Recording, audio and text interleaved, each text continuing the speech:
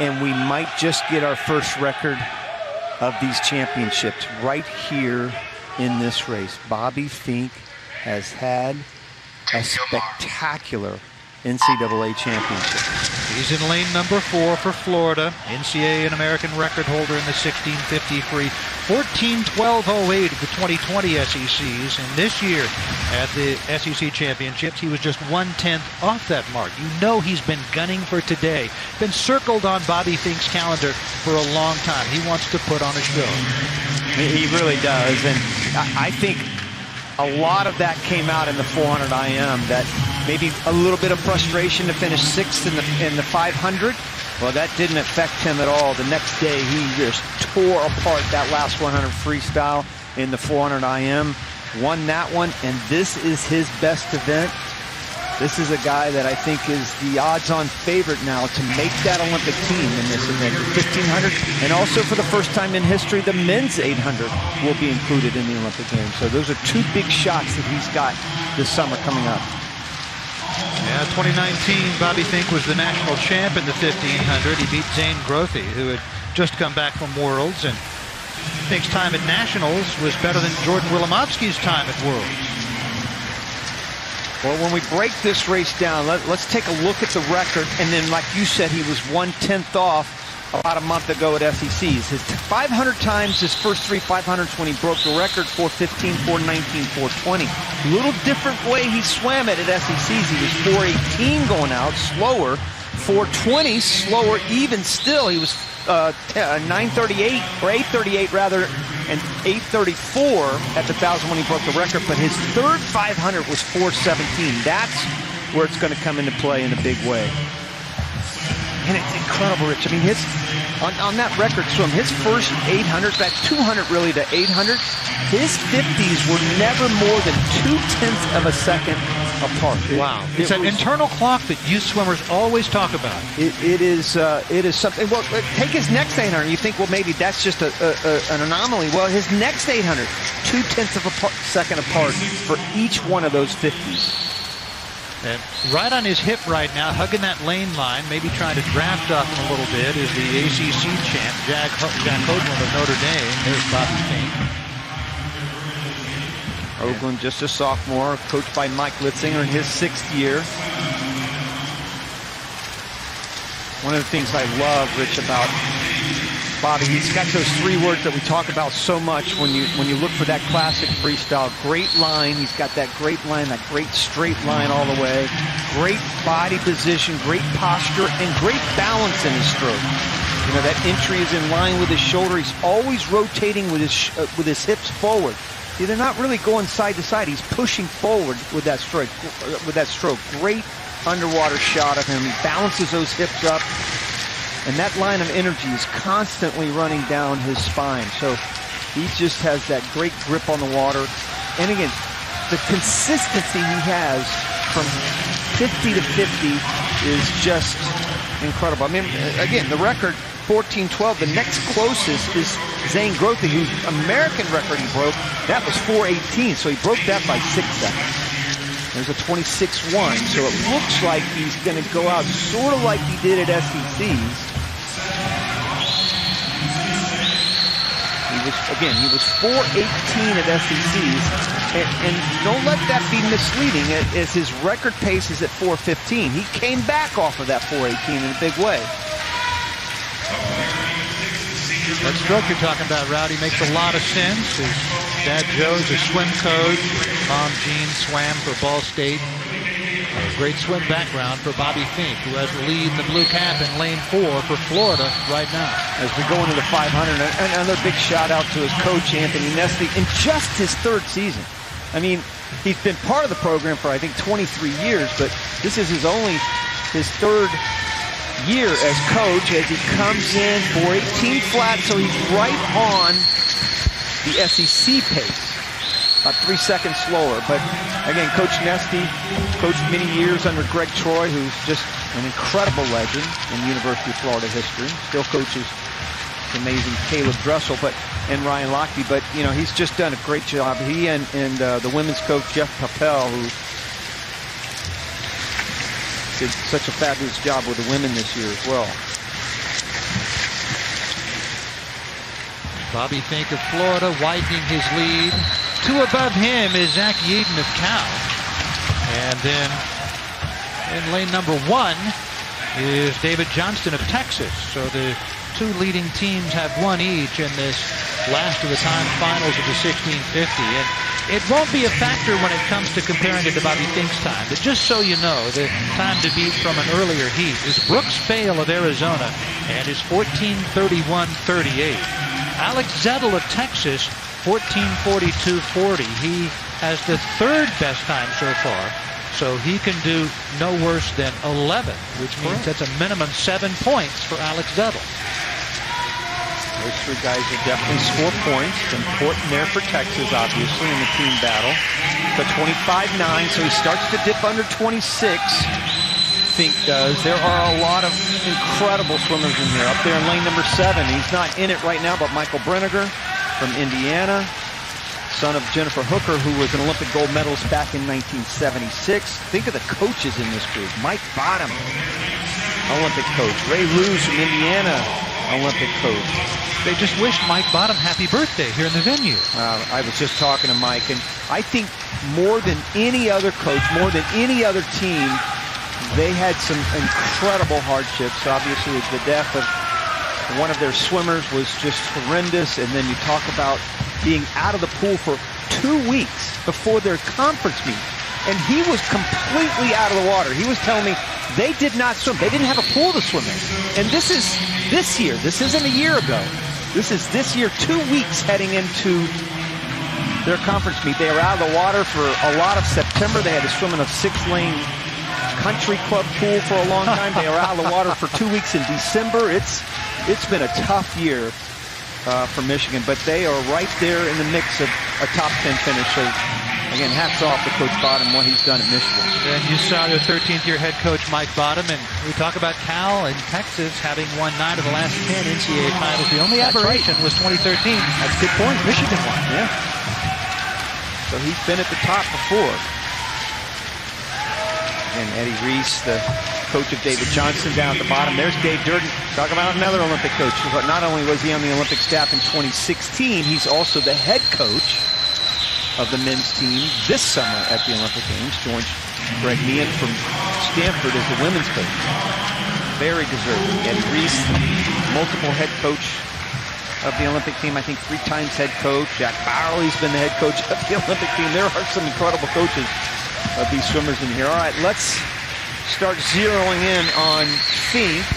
Another 25.8 there. Another thing I love about Finke is just the way he breathes. You know, his mouth is fairly close to the surface, and his head turns as little as possible, and the breathing fits in with his rotation so well.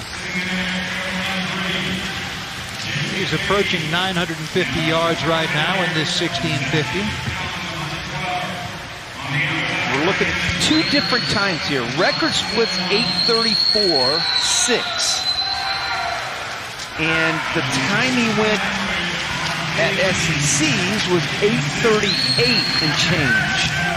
Looks like he's more on pace for an 8:38. By the way, the American record in thousands, 8:33.95. That's the oldest American record on the books. Not at the NCAA level. Obviously, Ryan Murphy has that in the 200 back. 8:37.1. So he's 4:21 there on that 500. So 4:18, 4:21. And this is where he took off at SEC. His third, remember, 4:18, 4:21. He was 4:17 his third 500. And you'll get a little indication of that, of how he does here in these next couple 50s. He keeps them 25 mid, 25 high. He'll be on his way. 25.9 right there. And again, a little bit misleading. Jake Mitchell from Michigan up there at the top is getting lapped. There is Finke right there in the middle. About 25 yards ahead of the rest of the field. Coming up on the 1100 mark, Bobby Finke of Florida. Already the fastest in history in this event. Short course yards, 1650. 25.7. Right there. That's where he wants to be. That's sort of the sweet spot, keeping it somewhere between 25.6 and 25.8. So he's dropped that 50 from 5'9" to 5'6". That's what you want to kind of see here. Boy, he gets those 50s in a hurry. I mean, by the time I talk about one, he's done with another one. 25'8" right there. Line is so well defined. He sets those hands out front, and then, like an anchor, he just vaults right by him. Keeps that stroke just so in tune with what he's doing with his body. 25'8" to 25'8". And he's on his way. He's dropping it. His record 412.08.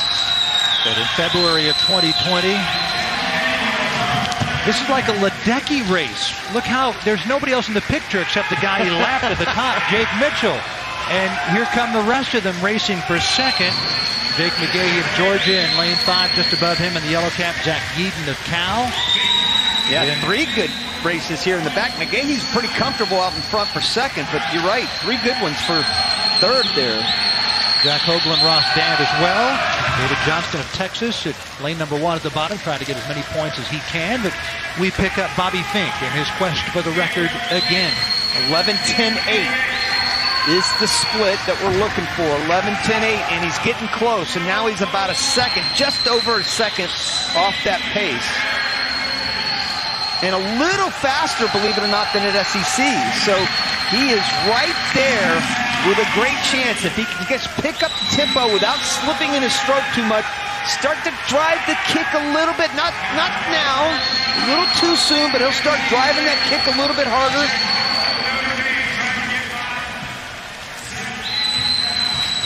His 400 IM, his last 50 in the 400 IM was 23.8.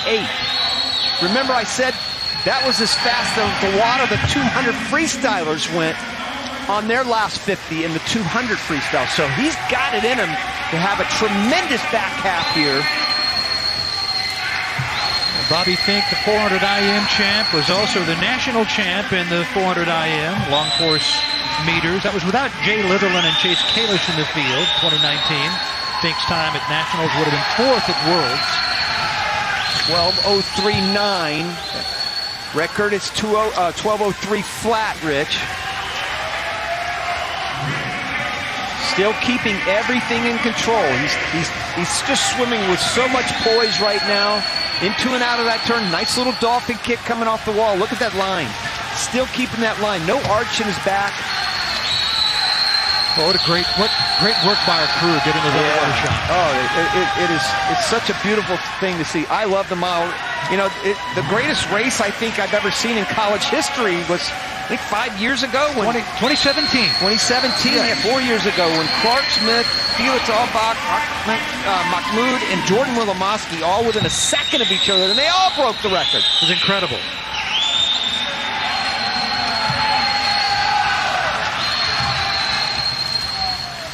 So he's still right there. Magahey's going 26 low, so he looks like he's very comfortable for second. Finke goes by. This is a 26 flat, so he moves up a little bit. He's still within a second of the record. Got about 75 to go here. He's got to really pick it up. He's got to pull in another 23 high, 24 low to have a chance. The record 4:12.08, which he set at the 2020 Southeastern Conference Championships. 0.8 of a second now. 0.8. He was 25 flat coming home on his record. Can he do under 25? He's got to be 24 low to have a chance. He'll have a top 3 swim one way or the other. 4:12.08, the time to beat. Oh, gosh. 14:12.52. That is 34 100ths away from his swim at the SECs. And 44 100ths off the record, which he set at the SEC Championships a little more than a year ago. Jake Magahey of Georgia finishes in second, about 16 seconds behind, followed by Ross Dand of NC State, Jack Hoagland of Notre Dame, and Zach Yeadon of Cal. The composite standings, Brooks Fail of Arizona, who had the 14:31.3 in the previous heat.